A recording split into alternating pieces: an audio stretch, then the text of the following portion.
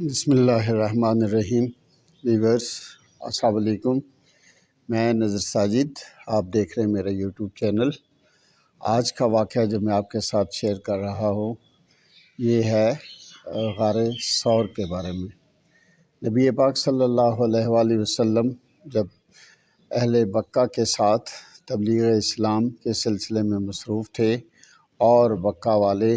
حضرت صلی اللہ علیہ وسلم کے ساتھ اسلام قبول کرنے کے سلسلے میں کوئی تعاون نہیں کر رہے تھے، بلکہ ان کی شرارتیں دن بدن بڑھ رہی تھیں اور انہوں نے آپ کو تنگ کرنا شروع کر دیا تھا، تو آپ صلی اللہ علیہ وآلہ وسلم نے اللہ تبارک و تعالیٰ کے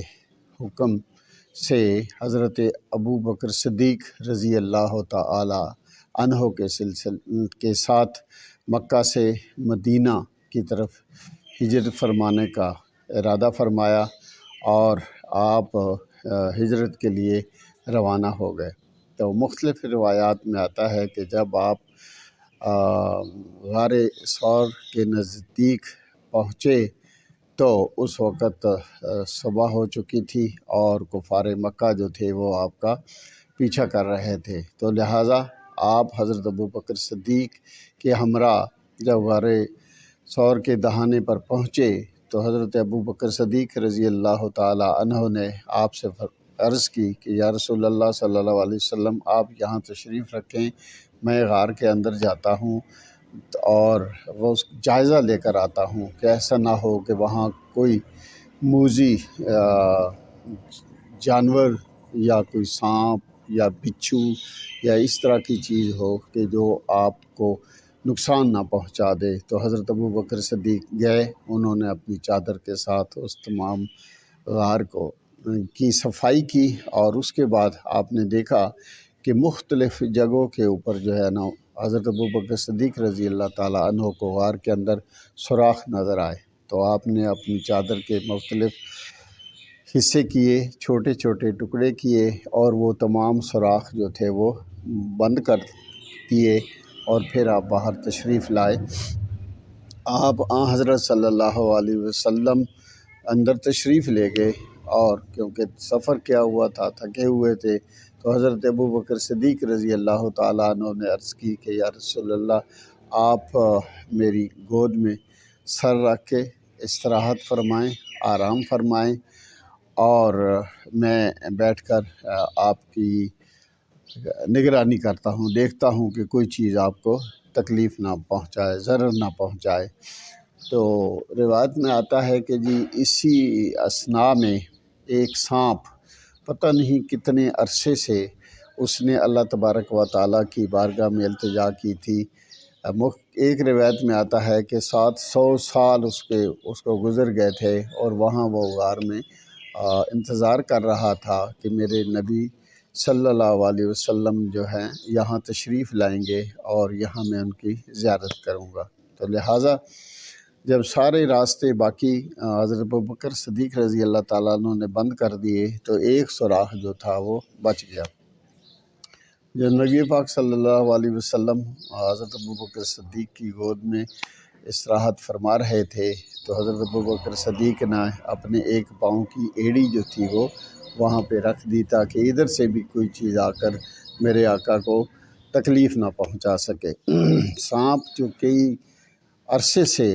وہاں انتظار کر رہا تھا کہ ایک دن یہاں نبی پاک صلی اللہ علیہ وسلم تشریف لائیں گے اور میں ان کی زیارت کروں گا، تو اس نے مختلف جگہوں سے اپنے راستے بنائے ہوئے تھے۔ بہرحال جب اس نے سارے جو راستے بنائے ہوئے تھے وہاں اس نے کوشش کی، وہاں اسے کوئی راستہ نہ ملا، تو انہوں نے حضرت ابوبکر صدیق رضی اللہ تعالیٰ عنہ نے جہاں پہ اپنی ایڑی مبارک رکھی ہوئی تھی اس کو چاٹا، اس سے وہ چیز نرم نظر آئی تو اس نے ڈسنا شروع کیا اور حضرت صلی اللہ علیہ وسلم آرام فرما رہے تھے۔ حضرت ابوبکر صدیق رضی اللہ تعالیٰ عنہ نے یہ مناسب نہ سمجھا کہ وہاں سے ایڑی ہٹا لیں اور کوئی چیز آ کر حضرت صلی اللہ علیہ وسلم کو نقصان پہنچائے، لہٰذا سانپ ڈستا رہا یہاں تک کہ حضرت ابوبکر صدیق رضی اللہ تعالیٰ عنہ کی جو قوت برداشت تھی وہ ختم ہو گئی، اور درد کی شدت کی وجہ سے آپ کی آنکھوں سے آنسو رواں ہو گئے، جو نبی پاک صلی اللہ علیہ وسلم کے چہرہ انور پر جب گرے تو آپ بیدار ہوئے۔ آپ نے پوچھا کہ اے صدیق کیا معاملہ ہے؟ تو حضرت ابوبکر صدیق رضی اللہ تعالیٰ عنہ نے عرض کی کہ مجھے اس طرح ایسے لگ رہا ہے کہ جیسے سانپ یا کوئی چیز جو ہے نا بار بار کاٹ رہی ہے، اور اس کا زہر جو ہے وہ میری جسم میں سرات کر رہا ہے۔ تو آپ صلی اللہ علیہ وسلم نے حضرت ابوبکر صدیق سے کہا کہ آپ اپنی ایڑی واپس پاؤں جو ہے کھینچ لیں۔ جب انہوں نے کھینچا تو سانپ جو تھا وہ نمودار ہوا اور کنڈلی مار کر بیٹھ گیا۔ اس نے نبی پاک صلی اللہ علیہ وسلم کی زیارت کی اور اپنا سارا ماجرا جو تھا وہ بتایا کہ جی میں نے اللہ تبارک و تعالیٰ کی بارگاہ میں یہ التجا کی تھی، اور اس وقت سے میں انتظار کر رہا ہوں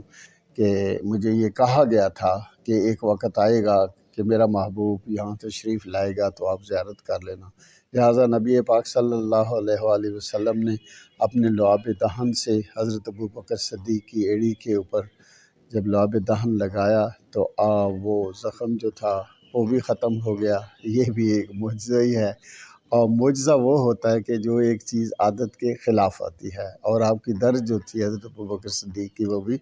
ختم ہو گئی۔ اتنی دیر میں وہ جو کفار تھے وہ بھی آپ کا پیچھا کرتے ہوئے غار ثور کے دہانے کے اوپر پہنچ گئے، یہاں تک کہ ان کے پاؤں جو تھے وہ بھی نظر آنے لگے۔ تو یہاں پہ ایک اور واقعہ ہوا کہ مکڑی کو حکم ہوا اللہ تبارک و تعالیٰ کی طرف سے، بلکہ اس سے پہلے حضرت جبرائیل علیہ السلام نے اللہ تبارک و تعالیٰ کی بارگاہ میں التجا کی کہ یا میرے خالق میرے مالک مجھے حکم دے کہ میں وہاں غار کے سامنے جا کے اپنے پر جو ہے وہ بچھا دوں، اور اس کا دہانہ جو ہے غار کا اس کو ڈھانپ دوں، تاکہ کفار حضرت ابوبکر صدیق اور حضرت صلی اللہ علیہ وسلم کو نہ دیکھ سکیں۔ لیکن ایک مکڑی نے بھی التجا کی ہوئی تھی اللہ تبارک و تعالیٰ کی بارگاہ میں کہ میں بھی آپ کے محبوب کی زیارت کرنا چاہتی ہوں، وہ بھی انتظار کر رہی تھی۔ تو اللہ تبارک و تعالیٰ نے اس مکڑی سے کہا، لہٰذا مکڑی آئی اور اس نے وہ ایسا جالا بن دیا کہ جب کفار وہاں پہنچے، مکڑی نے زیارت بھی کر لی حضرت صلی اللہ علیہ وسلم کی، اور اس کے بعد جالا بن دیا۔ جب کفار وہاں پہ پہنچے تو ان کے باتوں کی آپس میں باتیں کرنے کی جو آواز تھی وہ بھی سن رہے تھے حضرت صلی اللہ علیہ وسلم اور حضرت ابوبکر صدیق رضی اللہ تعالیٰ عنہ۔ اور حضرت ابوبکر صدیق جو تھے وہ غمگین ہوئے، پریشان ہوئے کہ اگر کفار جو ہے وہ نیچے اپنے پاؤں کی طرف دیکھ لیتے تو وہاں سے حضرت صلی اللہ علیہ وسلم اور حضرت ابوبکر صدیق انہیں نظر آ جاتے۔ لیکن حضرت صلی اللہ علیہ وسلم نے دلاسا دیا، ڈھارس بندھائی، حوصلہ دیا حضرت ابوبکر صدیق کو کہ اے میرے دوست، اے میرے ساتھی، آپ غم نہ کر، ہمارا خدا ہمارے ساتھ ہے۔ تو کفار جو تھے انہیں اللہ کی طرف سے یہ ان کے ذہن میں یہ بات آئی نہیں، اور انہوں نے ایک دوسرے سے کہا کہ اگر اس غار میں کوئی داخل ہوتا تو یہ جو مکڑی کا جالا ہے یہ ٹوٹ جاتا، یہ بالکل صحیح سلامت ہے، تو عقلی دلیل یہ ہے کہ یہاں کوئی نہیں ہے، اور اسی طرح وہ واپس چلے گئے۔ ایک روایت میں یہ بھی آتا ہے کہ جب حضور پاک صلی اللہ علیہ وآلہ وسلم اور حضرت ابوبکر صدیق تشریف لے آئے تھے تو ان کے پیچھے حضرت ابوبکر صدیق کا جو بیٹا تھا وہ مطلب بکریوں کا ریوڑ لایا تاکہ ان کے پاؤں کے نشان جو ہیں وہ مٹ جائیں، اور اس کے بعد وہ روزانہ اپنی بکریاں وہاں لاتا اور دودھ جو ہے وہ ان کا دہتا اور نبی پاک صلی اللہ علیہ وسلم اور حضرت ابوبکر صدیق رضی اللہ تعالیٰ عنہ کے خدمت میں پیش کرتا۔ اس طرح آپ 3 دن تک وہاں تشریف فرما رہے۔ جب کفار مکہ کو یہ تسلی ہو گئی یقین ہو گیا کہ آپ یہاں پہ نہیں ہیں، جا چکے ہیں، تو اس کے بعد آپ نے وہاں سے مدینے کا سفر شروع کیا۔ تو یہ تھا آج کا واقعہ، غار ثور کا واقعہ۔ امید ہے ویورز کہ آپ کو پسند آیا ہوگا۔ اس طرح کے مزید ویڈیوز دیکھنے کے لیے اور آپ میرے چینل کو سبسکرائب کریں، لائک کریں اور شیئر کریں۔ بیل آئیکن کے بٹن کو ضرور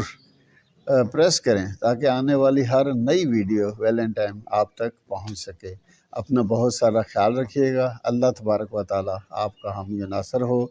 اگلی ویڈیو تک نظر ساجد کو دیجیے اجازت۔ اللہ تبارک و تعالی آپ کا حامی و ناصر ہو۔ اللہ حافظ۔